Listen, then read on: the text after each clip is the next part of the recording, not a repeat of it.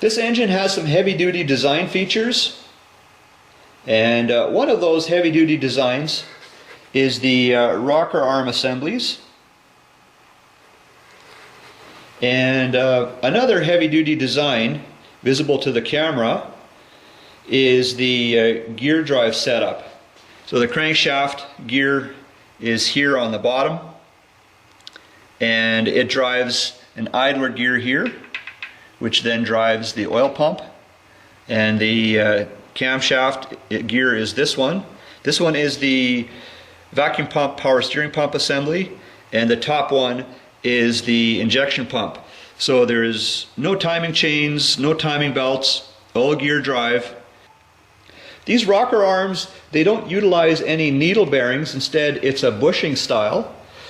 And I'm going to make an assumption and say that the rocker arms are cast iron and this is steel. That's an assumption. So no needle bearings. So this pedestal, it's in the upright position now. I'll turn it upside down. So oil goes here along this channel and then into the pedestal. It goes to either side. So from here oil goes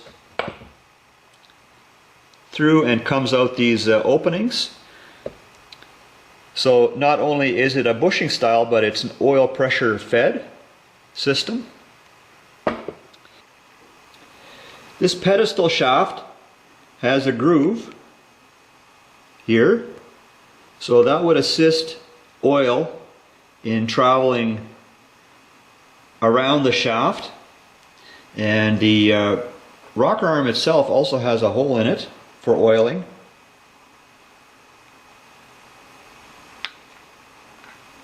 So oil can come up through the rocker arm, and then the both ends of the rocker arm would get oil as a result of that, you know, here and here, and the valve spring would receive oil as well. So I think overall a pretty good design. So this aluminum timing gear housing, it's bolted to the block, and then it extends off to the side of the block where the injection pump, vacuum pump, power steering pump all bolt to it. So the injection pump, it has some length to it, and the this assembly has some length to it as well, not as long as the injection pump. And so yeah, that's all bolted to the that aluminum timing gear housing. However, they are supported to the block, and this next part that I'm going to show you guys is something that I think they could have done better. You know, it does work, providing the brackets are all in place and the bolts are all properly fastened. But okay, so for example, if this injection pump and this assembly would just be bolted to the aluminum housing and they would just sort of hang there, that would be a lot of stress on this aluminum housing here, and it could possibly flex, crack, fail somehow, this housing. But there is a retention system here. So the injection pump is bolted to a bracket. This bracket here where the light is shining, that bracket is bolted to the side of the block. There's one of the bolts there, and the injection pump is mounted to that bracket here. And on the bottom of that bracket there's another bolt, and to that is mounted the a support for the power steering. So the injection pump and the power steering pump, vacuum pump assembly, they do have some support to the side on the block. So I followed the instructions in the shop manual and I torqued them down as per the instructions in there, and now I'm up to the point where it shows that I should turn all the bolts in an additional 90 degrees. So that's what I'm doing now. And before I started with this project, tightening and torquing, I numbered all the head bolts. I sure didn't want to make any errors here, and especially when I start to turn them all an additional 90 degrees. It's not like a torque wrench where you can just go back and check if you missed one. No, it's very important that I turn them 90 degrees only one time, you know. So what I've done is each time I've got one turned in 90 degrees, I put a check mark on the number. So those are done, these are all done, 5's done. And basically the torquing procedure is like a spiral. So like 1, 2, 3, 4, 5, 6, you know, and it kind of goes into a circular spiral like that. So I haven't turned this one in 90 degrees yet, and so I'll see if I can set up the camera in such a way that I can show this happening.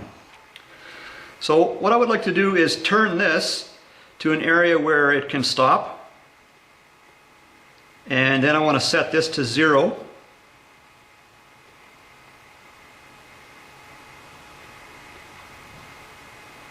And now it's ready. So I've got a breaker bar. I think I'll put the zoom in a bit on this camera.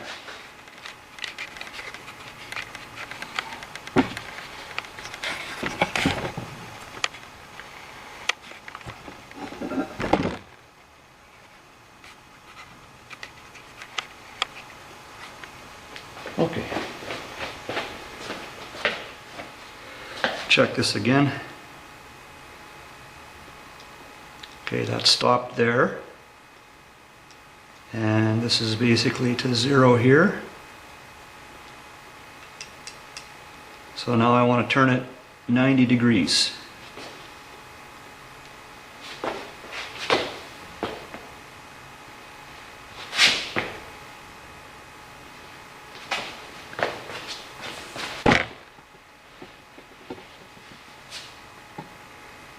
That looks pretty close. I think I'll stop there.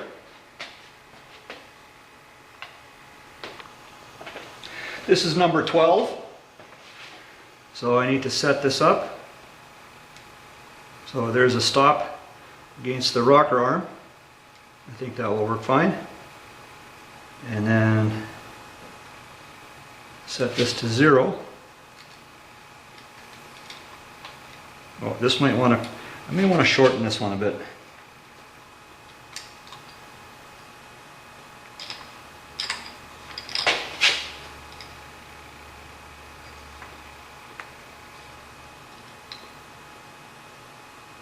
Okay, so now that's a stop. Got to stop here, and I'll turn this to 0. And I got a little bit of tension on it just to take up the slack. So I got that, looks like that's pretty much 0. Stop is here. This is snugged up. Okay.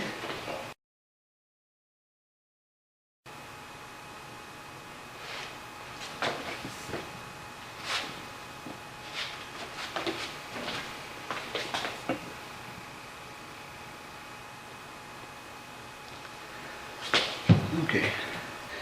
Here's a better look at how that gauge works. I have that stopper clamped into the vise, and so this extension is not fixed to the gauge. So as the extension turns, the pointer turns, but the gauge does not.